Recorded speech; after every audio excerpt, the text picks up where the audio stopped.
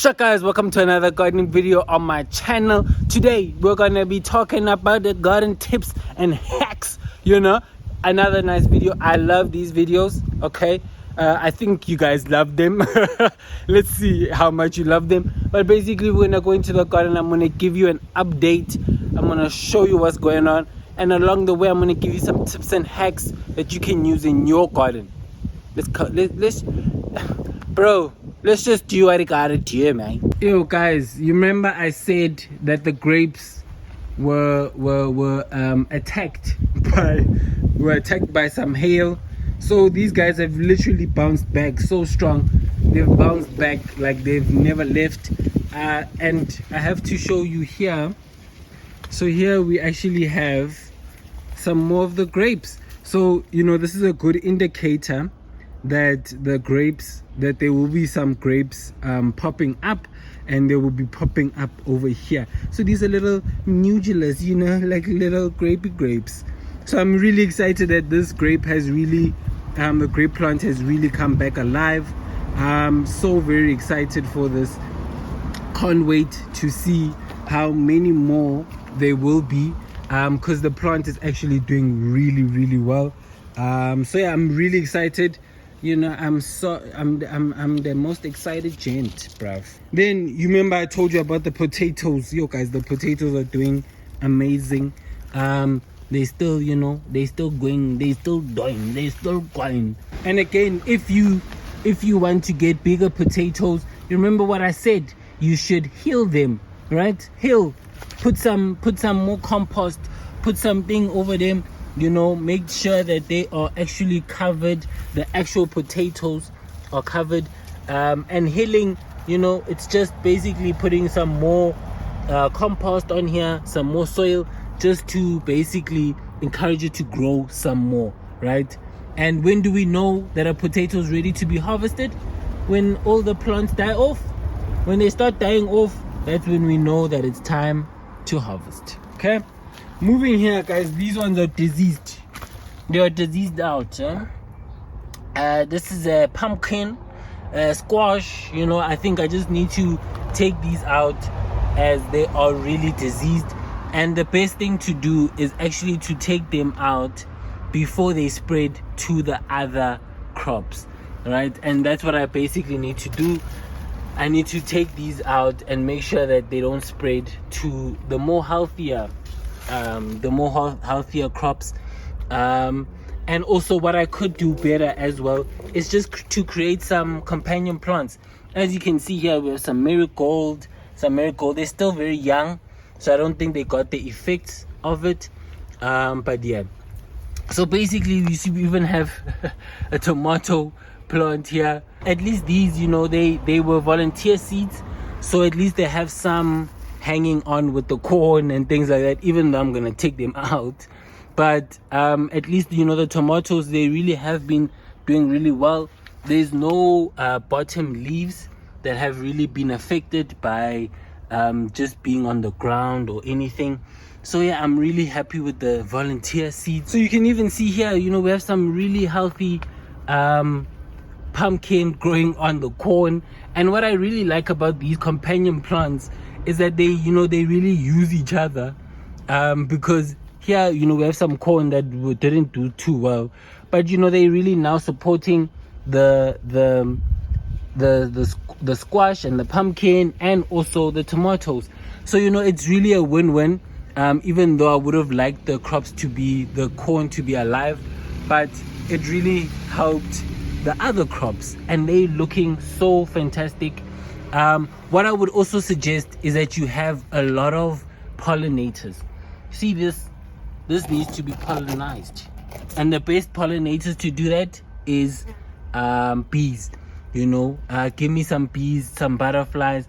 They are the best to actually pollinate these crops, so that you actually have the squash, the pumpkin in fruition. Okay, so yeah, here we have, and then here we also have some beans. So the beans are doing really well, and guys, honestly, I attribute it to them doing so well because they're next to their friends. They're next to their buddies, and they're flowering at the moment.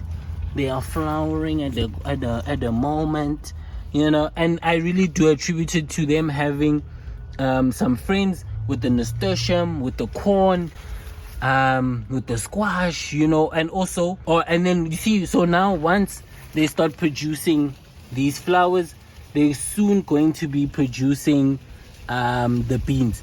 And what I would say with the beans, harvest early as possible. Harvest, and that basically encourages the beans to produce more and more and more. So, you know, I'm loving them. I'm really loving how healthy these beans are. It's magical. Okay, so yeah, man, get you some companions. Okay, get your crops companions. Then we have some corn, the big corn, the big corn, and I think they're also doing really well because they are by their friends as well. They are by the beans. You can even hear some grasshoppers. Shh, some crickets. Yeah. Okay, so you know, those are also good for the grasshoppers are actually good for like some more insects and just, you know, chewing them up. So yeah, we have the corn, and the corn is doing okay so far. Then we move here. So here I really it has become my flower bed. I just keep flowers there. We have some marigold, and yeah, it's just become a little flower bed now. We even have some of these. I don't know what these are, but yeah, they're there. And yeah, we even have some more beans growing as well in here. Then we have some spinach. So I actually planted, so here we have some more spinach, and I actually planted some more in here and in here last week. I even have some over there as well, just to fill in the gaps as well, just to, you know, make sure that they are close with each other. Yeah, so that I'm doing for there. And if you can see here, guys, I just saw this now, but we have a eggshell. So there's a big tree by over this garden, and you know, some eggs fall here, and you know, I would say, so basically having eggs, even just natural food scraps, this is a great way to add nutrients back into the garden. This is really a nice way to just basically make your crops a lot more healthier and to give them food. So this happened naturally. I'm just gonna let it decompose onto the ground, basically feeding the soil, and in turn feeding the spinaches. And I would say, guys, again, companion plant, man, get your flowers in there. Get your marigold. If you're gonna do one thing, get marigold and nasturtium. They grow really well in the garden. They're so easy to grow. Get them in. Okay.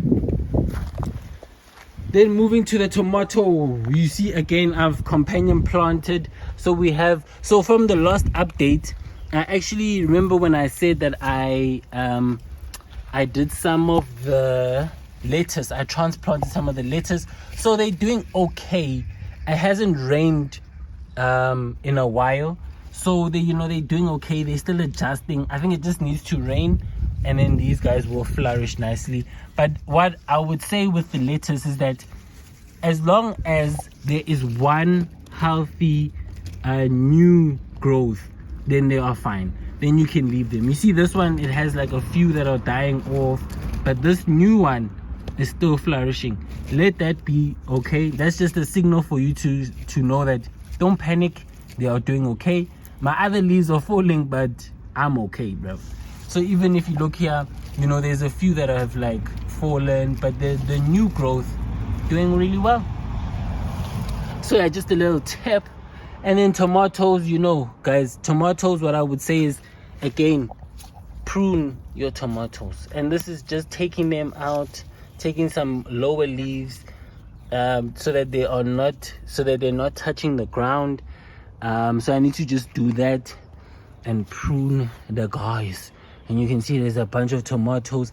There's even a bunch of herbs that are growing here. We have some herbs here. We have some more over here. It's even here. Look at that. Huh? Guys, I'm doing the post. Yes. Even here, we have some more.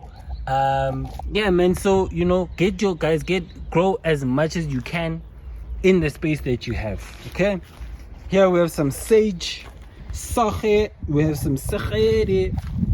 And then someone actually told me that these crops, right? They weeds, but they actually some people can actually some actually eat this.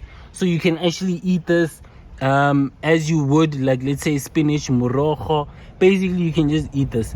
I'm just gonna let them grow because to be honest, everything is growing really well around them, so I don't really want to mess up what's growing around, so I'm gonna leave them. Then we have some cabbage, the cabbages. So here I just want to protect them away from the aphids. So what I'm doing is, marigold. And then when I do see them already infecting some of the plants, I'm just going to spray the actual aphids so that they get off the cabbage. And that should be good enough. Right? Okay. Then we have, look. Now we have some more. This is the lettuce that went to seed. Now I have seeds for days, guys. I have seeds for days. Literally I can just go and I know that there's gonna be some lettuce growing somewhere. It's beautiful. Love to see it. And then just with some trees, if you have some trees in your garden, just make sure, you see here I have some suckers at the bottom, so you take those out, guys. They taking energy from your crops. Okay, you take them out. You don't let them stew in there because they're taking a lot of energy from the top of the actual plant. Okay, hey guys, so that will be the end of the video. I hope you like these videos, guys. Honestly, I really hope you like these videos. These are one of my favorites. I just like giving you guys updates on what's growing, what's not growing, all these type of things, and just to give you like some tips. I feel like it's a lot more informal than my other videos where they kind of like, okay, they give you structure. So these ones I just like to give you some tips. I hope you do like them. In the first link in the description will be members. Become a member, guys. Just do memberizers, okay? So yeah, I'll see you guys next week. I'm posting 2 times a week now, Wednesdays and Sundays. So you know the schedule, okay? I love you guys all. Love, peace, grow every single day.